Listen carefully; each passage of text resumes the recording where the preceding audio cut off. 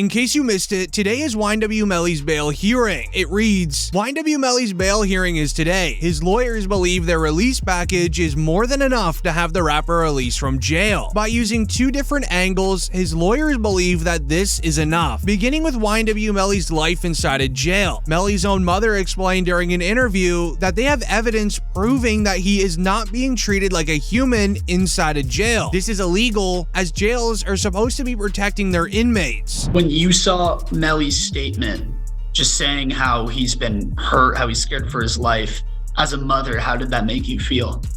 It's heartbreaking. It made me feel completely helpless. Broward Sheriff's Office definitely needs to be investigated. I mean, they are making up their own rules. We've tried to go to court about this situation. The judge really doesn't have any jurisdiction when it comes to the jail, because we actually had a hearing about the mistreatment of him, and the jail they make their own rules. And I don't think that's fair, because I know that they need to answer to someone too. They would then bring up evidence from the original trial, proving that the feds saying Melly committed this crime inside of the Jeep is false, as they have GPS evidence proving that YNW Melly was seen sprinting down a street and hiding into a bush from the cell phone provider that he was with, providing the GPS evidence. That would be the part where he's saying that someone just shot the car up and was trying to shoot him. So I asked him if he was okay, where he was, and he's like, there's a car coming behind him, like hiding. He was like, there's some, yeah. He's like, yeah, there's some. I think they're still out here or something. So I'm like, are you okay? He's like, I'm okay. I said, well, where are Sack and Juvie? And he said, I don't know if they're in the car. I think they're. Then, to back up the claims of it being an actual drive-by, Melly's lawyers are going to include evidence from the original trial once again, where they were able to confirm there was never a firearm ever found. This makes the claim of it being a drive-by pretty likely, as the guilty party drove away with the firearm that was used. So the first thing is I didn't have a firearm, so I can't know which firearm I'm going to use in order to replicate any of my tests. So I can't make tests for this determination because I don't know what was used. Okay. However, the prosecutors will be able to defend themselves and give reasons why he should stay in jail. You tell me what side has stronger evidence, as the prosecutors will likely begin with evidence on Melly's cell phone, where he sent text messages hours after the crime saying, I did that. The PC Gambino account asked him if he was okay, and his response was, I did that, and placed a smiley face emoji. And the next message from 10/26/2018 at 16:02 from Eastern Standard Time.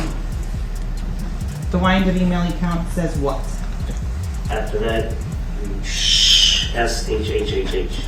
But also found on Melly's phone was a saved video from somebody's Facebook Live, showing Melly and Bortland's reaction to the crime only 6 hours after it was committed, seen dancing in a parking lot.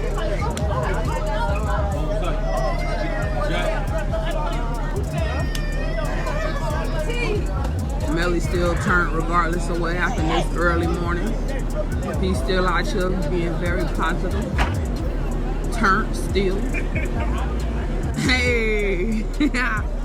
The dog still turned, regardless of what happened. You already know. Showing not even an ounce of sadness for the passing of their two best friends, but a new interesting piece of evidence would end up being revealed by a rogue O-Block member. He revealed YNW Melly's motive to commit the crime was Melly not wanting to share finances with the other YNW members. Did Vaughn really tell you that Melly told him that he was two friends? He ain't come out and say, like, we got into an argument. And so, you know, if you know, when people could say something without saying it. And so he told me, like, once I posted what I posted, Vaughn was mad at me. Bro, why you put up there, bro? What the bam? I'm like, you sitting up here, like, you know the love we got. You do this for us, but you gonna trust that his two friends? And he said, them was trying to extort him. And so I'm like, if they was trying to extort him, then why are you still around him? This was supposed to be a secret that Melly told King Von. Sadly, Von shared it with O-Block members before passing away, as YNW is a registered business LLC. YNW Melly and Bortland performed concerts, sold merch, did promotions, all in exchange for money. However, Sackchaser and Juvie wanted a cut of the money, but didn't do any work for it. However, the scariest part of it all is the prosecutors don't truly care if YNW Melly gets a bond until trial. This is because what they did with Melly's best friend, YNW Bortland, and his ex-girlfriend Mariah Hamilton is gonna ruin his entire life. They submitted paperwork to try Melly and Bortland together for the next trial, all for one specific reason. Issue here, and you can try them together. It is to the benefit of the state to try them together. It just more efficient.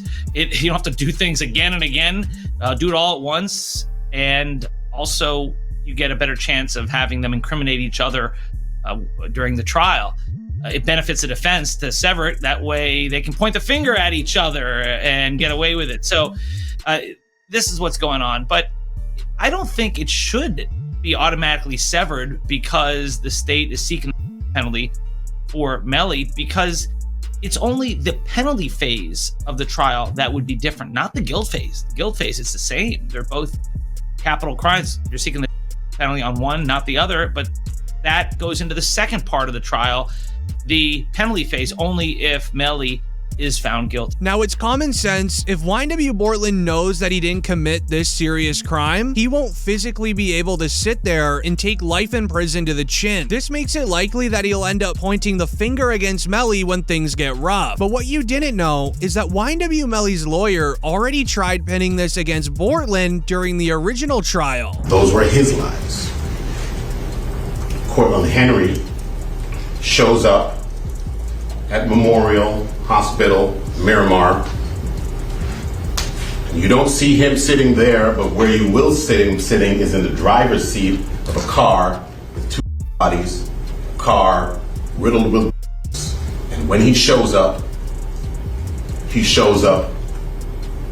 with a change of clothing, change of shirt, powder residue on his hands, evidencing that he had discharged a firearm. And he lies. He lies about where the incident occurred. He lies about how it occurred. And he lies about not having a phone.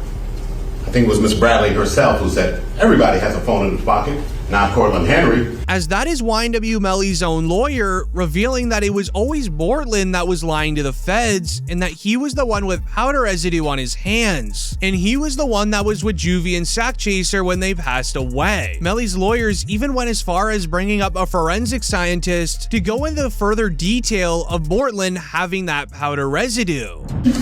So the right hand of Cortland Henry contained 0 particles characteristic of powder residue and two-component particles, and the left hand contained 1 particle characteristic of powder residue and 1 two-component particle.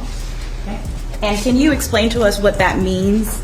Basically, overall, there was powder residue present on the hands. Rumor has it Bortland and Melly haven't spoke since this happened, as YNW Bortland did not like this at all. This is why when Melly's mistrial was granted, a report shared, YNW Bortland tweets a mysterious message on the same day Melly's mistrial was declared. The tweet shares, "Mind games don't work on people like me," alongside a handshake emoji as if he's accepting some sort of deal. Likely being told to stay quiet until Melly is fully sentenced by his lawyer, Bortland is gonna speak out eventually. The prosecutors will also have Melly's ex-girlfriend helping them. She was recently arrested for skipping Melly's first trial by leaving the United States. Mariah Hamilton is spending her first day at the Broward County Jail. She has no arrest record until now.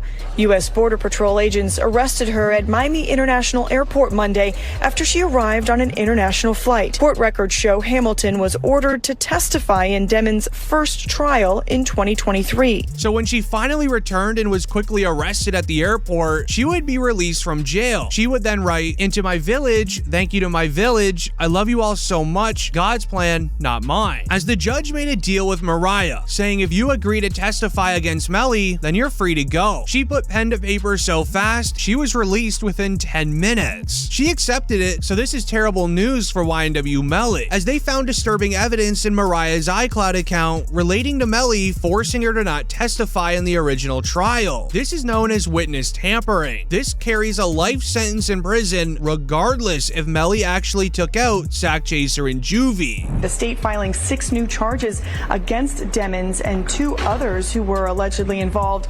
The charges include tampering with a witness, directing the activities of a criminal, solicitation or conspiracy to commit tampering, and unlawful use of a two-way communication device.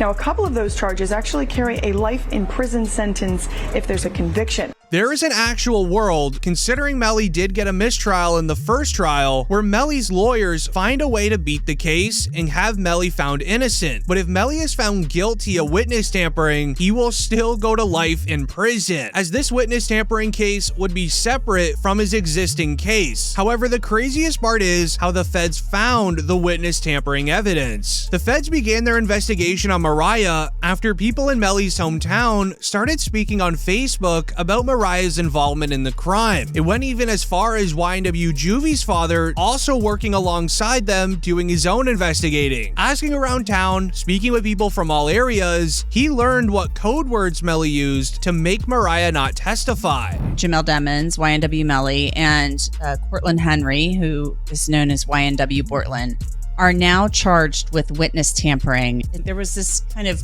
crazy way that Melly was communicating. He wasn't allowed to use the phone, but he was passing notes to people, and then this person's calling this person and then that person. Saying like to me, they going through extreme measures, trying to cover up or convince people not to testify, like Mariah mom.